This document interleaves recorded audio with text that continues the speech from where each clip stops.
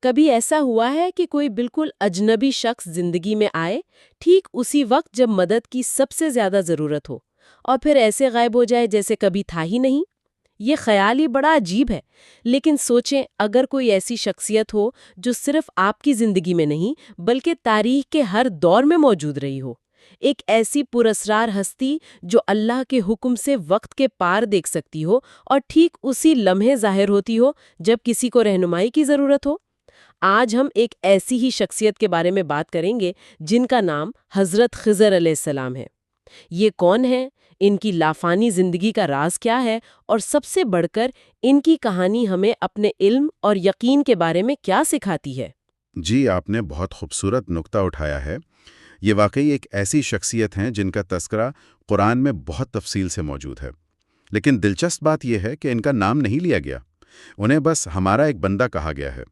ان کا پورا وجود ہی یوں سمجھیں کہ ظاہری علم یعنی جو ہم دیکھتے اور سمجھتے ہیں، اور باطنی علم یعنی وہ حقیقت جو پردے کے پیچھے ہے، اس کے فرق کو واضح کرتا ہے۔ اور ان کا نام خضر، یہ بھی کوئی عام نام نہیں لگتا۔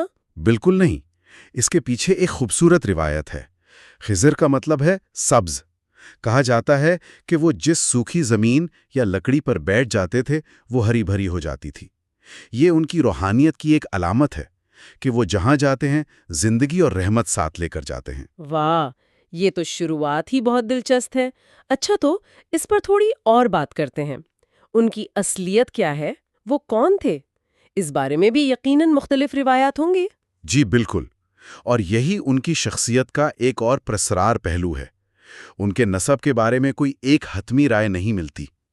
کچھ بہت معتبر علماء جیسے ابن کثیر اور طبری نے مختلف روایات نقل کی ہیں۔ کچھ کے مطابق وہ حضرت آدم علیہ السلام کی اولاد میں سے ہیں، جبکہ ایک دوسری مضبوط روایت انہیں حضرت نوح علیہ السلام کے بیٹے سام کی نسل سے بتاتی ہے۔ اچھا۔ دلچسپ بات یہ ہے کہ ان روایات میں اصل زور اس بات پر نہیں کہ ان کا خاندانی پس منظر کیا تھا، بلکہ اس پر ہے کہ ان کا مقام اللہ کے نزدیک کیا تھا۔ شاید ان کی شناخت کو یوں کہیں کہ مبہم رکھنے میں بھی یہی حکمت ہے کہ لوگ ان کے نسب پر نہیں بلکہ ان کے علم اور کام پر توجہ دیں۔ اور یہی راز ہمیں سب سے بڑے سوال کی طرف لے جاتا ہے۔ قرآن کا اصول واضح ہے کہ ہر جان کو موت کا مزہ چکھنا ہے، تو پھر حضرت خضر علیہ السلام اتنے طویل عرصے سے کیسے زندہ ہیں؟ یہ بات تو عقل کو حیران کر دیتی ہے۔ یہاں پر بات بہت گہری ہو جاتی ہے۔ ان کی اس طویل زندگی کے پیچھے بھی علماء نے دو بڑی روایات بیان کی ہیں۔ پہلی کا تعلق ہے آب حیات کے مشہور تصور سے۔ آب حیات یعنی فاؤنٹین آف یوتھ؟ جی، وہی۔ یہ صرف اسلامی روایات میں نہیں بلکہ دنیا کی کئی قدیم تہذیبوں میں پایا جانے والا ایک خیال ہے۔ ایک ایسا چشمہ جس کا پانی پینے والے کو لافانی زندگی مل جاتی ہے۔ روایت یہ ہے کہ انہیں اللہ کے حکم سے اس چشمے تک رسائی ملی اور انہوں نے اس کا پانی پیا، جس کے بعد انہیں قیامت تک کی زندگی عطا کر دی گئی۔ لیکن یہ زندگی ہماری طرح کی تو نہیں ہوگی، مطلب کھانے پینے سونے جاگنے والی؟ بالکل نہیں، یہ عام انسانی زندگی سے بہت مختلف ہے۔ روایات کے مطابق انہیں زندہ رہنے کے لیے کھانے پینے کی ضرورت نہیں، وہ وقت اور جگہ کی قید سے آزاد ہیں۔ اللہ نے انہیں یہ صلاحیت دی ہے کہ وہ ایک ہی وقت میں کئی جگہوں پر موجود ہو سکتے ہیں جہاں بھی ان کی ضرورت ہو۔ یہ ایک ایسی روحانی زندگی ہے جسے ہم اپنی مادی عقل سے پوری طرح سمجھ نہیں سکتے۔ ٹھیک ہے، یہ تو ایک نظریہ ہوا، اور دوسرا نظریہ کیا ہے؟ دوسری روایت بہت ہی منفرد اور دل کو چھو لینے والی ہے۔ اس کا تعلق حضرت آدم علیہ السلام کی تدفین سے ہے۔ جب حضرت آدم علیہ السلام کی وفات کا وقت قریب آیا تو انہوں نے دعا فرمائی کہ جو شخص میرے جسد خاکی کو دفنائے گا اللہ اسے قیامت تک زندہ رکھے۔ وقت گزرا، طوفان نوح آیا اور ان کا جسم حضرت نوح علیہ السلام کے پاس کشتی میں محفوظ رہا۔ طوفان کے بعد انہوں نے اپنے بیٹوں سے تدفین کا کہا، لیکن وہ زمین کی ویرانی اور خطروں سے گھبرا گئے۔ اچھا۔ یہ وصیت نسل در نسل چلتی رہی، یہاں تک کہ حضرت خضر علیہ السلام کا دور آیا اور انہوں نے اس عظیم ذمہ داری کو پورا کیا اور حضرت آدم علیہ السلام کو دفن کیا۔ اس دعا کے نتیجے میں اللہ نے انہیں وہ طویل زندگی عطا فرمائی۔ تو ان کی زندگی محض ایک معجزہ ہی نہیں بلکہ ایک ذمہ داری اور ایک دعا کا نتیجہ ہے۔ یہ سمجھنے کے بعد کہ ان کا وجود اتنا خاص کیوں ہے، اب ہم ان کی کہانی کے اس حصے کی طرف آتے ہیں جس میں انہیں رہتی دنیا تک مشہور کر دیا، حضرت موسیٰ علیہ السلام کے ساتھ ان کا قرآنی سفر۔ یہ صرف ایک کہانی نہیں، یہ علم کے 2 سمندروں کا ملاپ ہے۔ جی، اور اس ملاقات کا پس منظر بھی بہت اہم ہے۔ فرعون کے غرق ہونے کے بعد حضرت موسیٰ علیہ السلام بنی اسرائیل کے عظیم پیغمبر اور رہنما تھے۔ ایک بار کسی نے ان سے پوچھا کہ کیا روئے زمین پر آپ سے بڑا کوئی عالم ہے؟ چونکہ وہ اللہ کے نبی تھے اور ان پر براہ راست وحی آتی تھی، انہوں نے جواب دیا کہ میرے علم میں تو کوئی نہیں۔ اور اللہ تعالیٰ کو یہ جواب پسند نہیں آیا۔ جی، کیونکہ علم کل تو صرف اللہ کی ذات کے پاس ہے۔ تبھی اللہ کی طرف سے وحی نازل ہوئی کہ ہمارا ایک بندہ ہے جہاں 2 سمندر ملتے ہیں، اس کے پاس ایک ایسا علم ہے جو تمہارے پاس نہیں۔ اور یہ وہی علم ہے جسے علم لدنی کہا جاتا ہے، ٹھیک ہے؟ لیکن یہ علم اس وحی سے کیسے مختلف تھا جو حضرت موسیٰ پر خود نازل ہوتی تھی؟ دونوں ہی تو اللہ کی طرف سے تھے۔ بہت اچھا سوال ہے۔ علم لدنی وہ باطنی علم ہے جو کائنات کے رازوں اور فیصلوں کی حکمت سے تعلق رکھتا ہے۔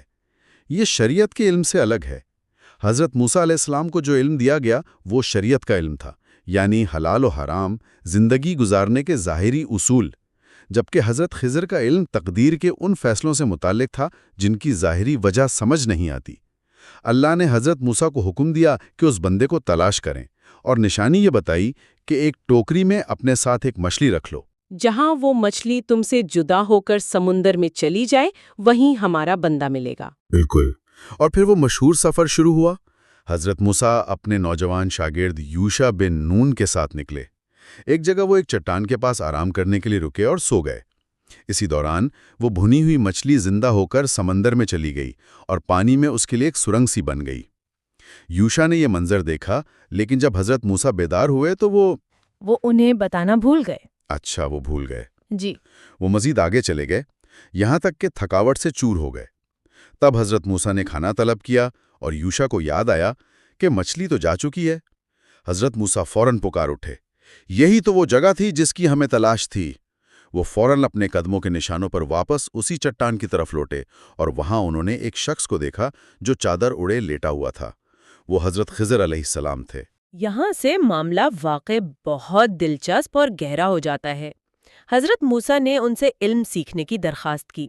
حضرت خضر نے جواب دیا، تم میرے ساتھ صبر نہیں کر سکو گے۔ لیکن حضرت موسیٰ کے اصرار پر انہوں نے ایک شرط پر اجازت دی، تم مجھ سے کسی بھی چیز کے بارے میں سوال نہیں کرو گے جب تک میں خود اس کی حقیقت نہ بتا دوں۔ اور یہ شرط ہی اس پورے سفر کا مرکزی نقطہ ہے۔ پہلا واقعہ پیش آیا جب وہ ایک کشتی میں سوار ہوئے۔ یہ غریب ملاحوں کی کشتی تھی جنہوں نے انہیں بغیر کرائے کے سوار کر لیا تھا۔ سفر کے بیچ میں حضرت خضر نے کشتی کا ایک تختہ اکھاڑ کر اس میں سوراخ کر دیا۔ ایک منٹ، جن لوگوں نے ان کی مدد کی انہوں نے انہی کی کشتی کو نقصان پہنچا دیا؟ حضرت موسیٰ کے نقطۂ نظر سے، اور سچ کہوں تو میرے بھی، یہ تو مہربانی کا بہت عجیب صلہ تھا۔ ان کا رد عمل تو فطری تھا۔ بالکل فطری تھا۔ وہ فوراً بول اٹھے، کیا آپ نے اسے اس لیے توڑا ہے کہ کشتی والے ڈوب جائیں؟ یہ تو آپ نے بہت غلط کام کیا۔ حضرت خضر نے تحمل سے انہیں صرف ان کا وعدہ یاد دلایا۔ کیا میں نے نہیں کہا تھا کہ تم میرے ساتھ صبر نہیں کر سکو گے؟ حضرت موسیٰ نے معذرت کر لی، لیکن اگلا امتحان اس سے بھی زیادہ سخت تھا۔ ہاں، یہ اس کہانی کا وہ حصہ ہے جو آج بھی انسان کو جھنجھوڑ کر رکھ دیتا ہے۔ وہ ایک بستی میں پہنچے، وہاں کے لوگوں سے کھانا مانگا تو انہوں نے صاف انکار کر دیا۔ اسی بستی سے نکلتے ہوئے حضرت خضر نے ایک کھیلتے ہوئے نوجوان لڑکے کو دیکھا اور اسے قتل کر دیا۔ یہ تو ناقابل تصور ہے، ایک معصوم جان۔ حضرت موسیٰ علیہ السلام جو خود ایک صاحب شریعت نبی تھے، ان کے لیے برداشت کرنا ناممکن تھا۔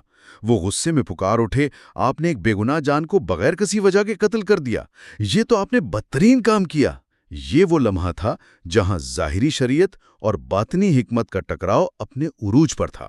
حضرت خضر کا جواب کیا تھا؟ انہوں نے پھر وہی بات دہرائی، کیا میں نے تم سے نہیں کہا تھا کہ تم میرے ساتھ ہرگز صبر نہیں کر سکو گے؟ انہوں نے واضح کر دیا کہ اگر اب تم نے کوئی سوال کیا تو یہ ہماری جدائی کا وقت ہوگا۔ حضرت موسیٰ شرمندہ ہوئے اور انہوں نے آخری موقع مانگا۔ اور پھر تیسرا واقعہ پیش آیا۔ اسی بستی میں جہاں کے لوگ اتنے بد اخلاق تھے، انہیں ایک دیوار نظر آئی جو بس گرنے ہی والی تھی۔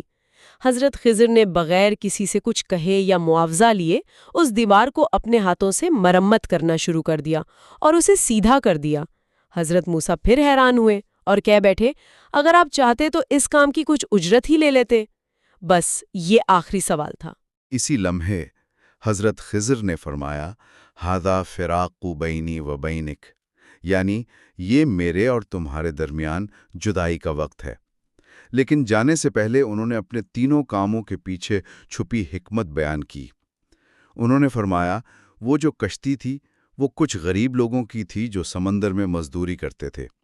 ان کے راستے میں آگے ایک ظالم بادشاہ تھا جو ہر اچھی اور سالام کشتی زبردستی چھین لیتا تھا۔ میں نے اسے عیب دار کر دیا تاکہ وہ اس بادشاہ کے شر سے محفوظ رہے۔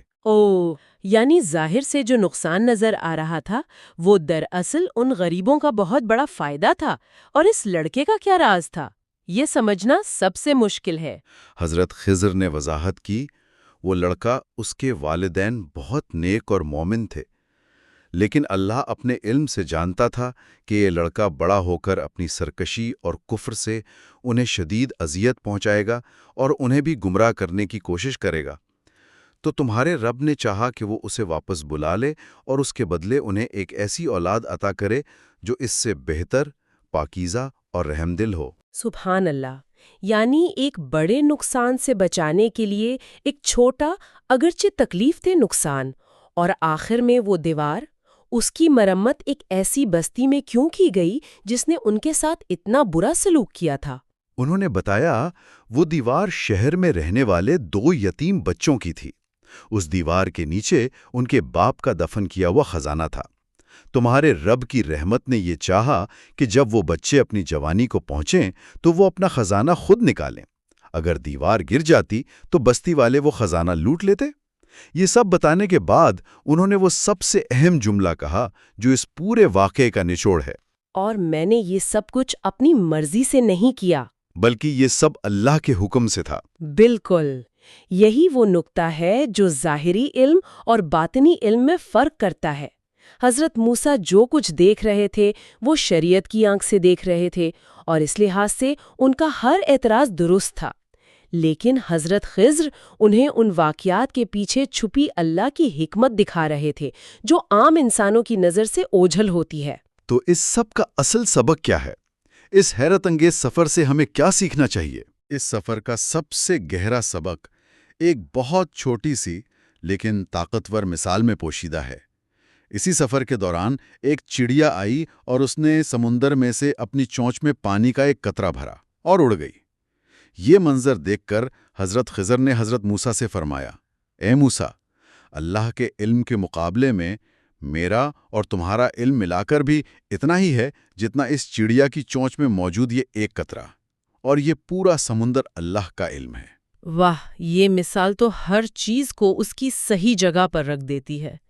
یہ ہمیں عاجزی سکھاتی ہے کہ ہم جو جانتے ہیں وہ نہ ہونے کے برابر ہے، اور جو کچھ ہماری زندگی میں ہوتا ہے جسے ہم اچھا یا برا سمجھتے ہیں، اس کے پیچھے ایک ایسی حکمت ہو سکتی ہے جو ہماری سمجھ سے بہت بالاتر ہے۔ اسی لیے ہمارے پیارے نبی حضرت محمد صلی اللہ علیہ وسلم نے ایک حدیث میں فرمایا، اللہ موسیٰ پر رحم فرمائے، کاش کہ انہوں نے صبر کیا ہوتا تو اللہ ہمیں ان دونوں کے مزید واقعات بھی بتاتا۔ اس سے اندازہ ہوتا ہے کہ اس سفر میں حکمت کے اور نہ جانے کتنے خزانے پوشیدہ تھے جو ہمارے سامنے نہ آ سکے۔ تو خلاصہ یہ ہے کہ حضرت خضر علیہ السلام اللہ کی اس پوشیدہ حکمت کی ایک زندہ نشانی ہے جو ہر وقت کائنات میں کارفرما ہے۔ ان کی کہانی ہمیں یاد دلاتی ہے کہ ہر ظاہری واقعے کے پیچھے ایک گہری حقیقت ہو سکتی ہے، اور مانا جاتا ہے کہ ان کا یہ مشن قیامت تک جاری رہے گا۔ جی، روایات یہی بتاتی ہیں کہ وہ اس دنیا میں اس وقت تک رہیں گے جب تک آخری مومن زندہ ہے۔ وہ اللہ کے حکم سے بھٹکے ہوئوں کو راستہ دکھاتے ہیں اور ضرورت مندوں کی مدد کرتے ہیں۔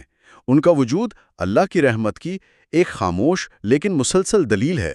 یہ واقعی ایک ایسی گفتگو ہے جو انسان کو اپنی سوچ اور اپنے علم کی حدود پر غور کرنے پر مجبور کر دیتی ہے۔ بالکل، اور جاتے جاتے سننے والوں کے لیے ایک سوچ چھوڑ کر جاتا ہوں۔ ایک بزرگ نے کہا تھا کہ اگر انسان ہر رات کو لیلۃ القدر سمجھ کر عبادت کرے اور ہر اجنبی سے یہ سوچ کر ادب سے ملے کہ شاید یہ خضر ہی ہوں۔ تو کیا عجب کہ زندگی میں کبھی نہ کبھی ان دونوں میں سے کسی ایک کی معرفت نصیب ہو جائے۔ یہ صرف ایک خیال نہیں بلکہ زندگی گزارنے کا ایک رویہ ہے، عاجزی، احترام اور ہر لمحے میں اللہ کی حکمت تلاش کرنے کا رویہ۔